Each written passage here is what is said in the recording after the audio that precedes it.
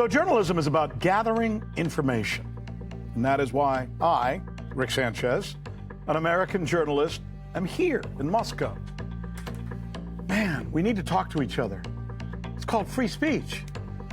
Why would the Biden administration not allow something like that? Look, I don't know. We're supposed to be the country of free speech.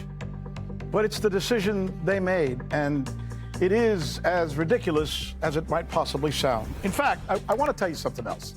What you're about to see, that I am about to bring you, is very important. You know why it's so important? Because it's important that we have and talk to each other, that we find a way to talk to each other. I have a chance to sit down with President Putin's top gun. This is the guy who negotiates with Ukraine. Now, look, you could disagree with what he has to say. You might like him. You might not like him. It's your choice. But you should have the right to hear what he has to say. Just like Russians should know what we Americans are saying and thinking without filters. You know why you should especially hear what this man has to say? Because just today, there is a report that has surfaced suggesting that the United States is actively engaged in removing Vladimir Zelensky from power. Now, since March, I've been telling you this. If you've been watching me, I've been talking about this in my reporting. And senior members of Donald Trump's administration have been having secret discussions since way back then with some of Mr. Zelensky's opponents. But today, there's this more important update. And here it is. The former prime minister of Ukraine is now quoted as saying over the weekend that the United States has now given the go-ahead for Mr. Zelensky to be removed from power. The guy who's saying this is named Nikolai Azarov. He used to be Ukraine's finance minister up until 2007, and before that he was the prime minister. He says Zelensky will be replaced by the head of the Ukrainian legislature, or the Rada as they call it, and they will then choose a president who will shape the new political landscape of Ukraine. Important to note, no comment, as far as we can tell so far, on this from Washington or from Russia, officially. But this is the kind of thing that goes right to the heart of this exclusive conversation that I am about to share with you. Let me tell you about who this is. This is Vladimir Medinsky. See him? He is the lead negotiator responsible for coming up with a deal to end the war in Ukraine. I mean, this is Mr. Putin's guy, right? He's also one of Russia's most respected thinkers and historians. You're going to hear me, as I talk to him, challenge him on his freedom to reach a deal, or whether he's even allowed to. Is he getting resistance from Mr. Putin, who maybe, or somebody else in the Russian government, who maybe doesn't want him to do that, to reach that deal? You're going to be fascinated by what he has to say.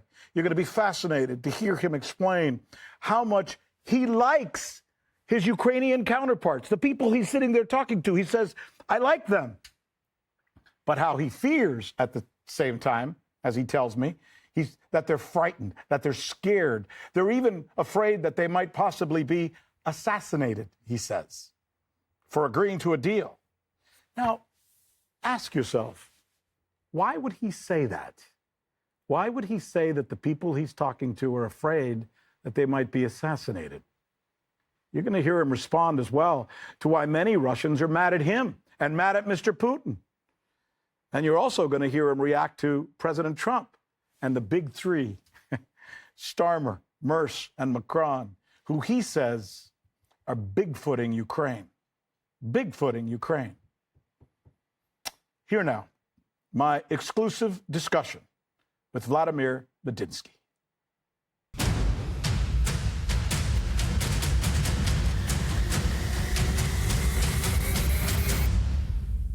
This is such an important conversation that you and I are about to have, because there are hundreds of millions of people around the world who I hope will hear this conversation that you and I have. And many of them who live in the West have been asking strange questions, in many ways because they're led to believe that Russia is not serious about negotiating a peace deal with Ukraine. I've heard say neither side really wants a peace deal. And in fact, I've even heard my friend Marco Rubio say it. I've heard my president intimate the same thing. So the question is, and I think this is important to get it on the record, is Russia committed to a good faith negotiation to find a peace deal with Ukraine? And there are no barriers on you, neither from Mr. Putin or from the Russian government, to achieve that aim.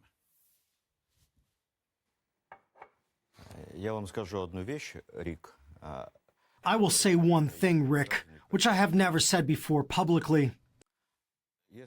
If Ukraine wanted, if Ukraine were ready, if it made its own decisions, we would have been able to sign on February 28, 2022. During that first meeting, and the conditions would have been much softer than what we're offering today. By and large, all we have wanted is for Ukraine not to enter NATO, not to have any NATO military bases on its territory. I told them, you can be like Austria, a beautiful, prospering country. You can have an army like Austria. And second, bring back the Russian language and the Orthodox Church. Make them equal. Give them equal rights. Because that's amazing. You can speak Arabic in Israel. You can speak Hebrew in Palestine. But you cannot use Russian in Ukraine. There, actually, 3/4 of the population are speaking Russian. And more than half of them deem Russian to be their native tongue. They don't really speak Ukrainian that well. And the third point was for them to recognize Crimea. Because Crimea, you have to admit, had the most democratic referendum you could imagine. So says Gallup, so says Pew.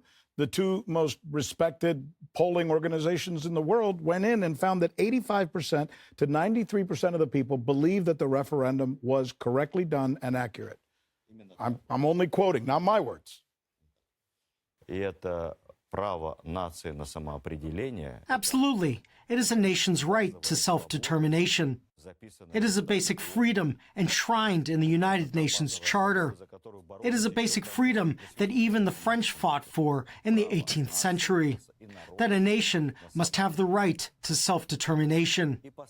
And the last item in our proposal was that there are two territories in the Donbass, two regions that did not want to be part of Ukraine. Earlier, we proposed that they become part of Ukraine as autonomous regions, so that they can choose their own governors. People in Russia choose their own governors. I go and I vote for the mayor of Moscow. People in the U.S. vote for governors and for mayors. But in Ukraine, the presidential office appoints the governors. There are no gubernatorial elections. Just let the people choose their governors, and they will come back. But Ukraine refused. Kiev said, we will take them back by force. But they failed to do that. So, on February the 28th, 2022, we said, okay, you failed to conquer those territories, and you will not be able to live with them longer. Just leave them alone. So we reached an agreement during our first round in Istanbul. We drafted a treaty. I remember it was 19 pages long. It was very detailed. It went as far as having wording that was interpreted in the same way in Russian, Ukrainian, and English.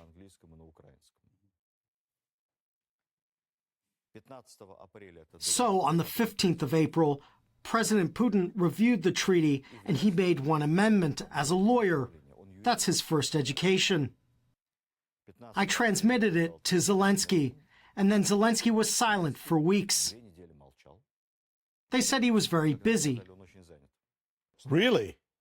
It's a text that is too big and too complex. It turned out that during those 2 weeks, he had hosted Boris Johnson, the head of Biden's State Department, and the head of Biden's Pentagon. They all came and had meetings, and after that they told me that the foreign partners were against signing a treaty that had already been coordinated with them. They said that. The Ukrainians. They said that to my face. That they're turning down the deal because they were told to turn down the deal, essentially. Then. Exactly. Wow. They said their foreign partners do not support the signing of a treaty, and they would not guarantee aid or security if we signed that treaty. We would go to war with you, and we would engage in war until you win or we win.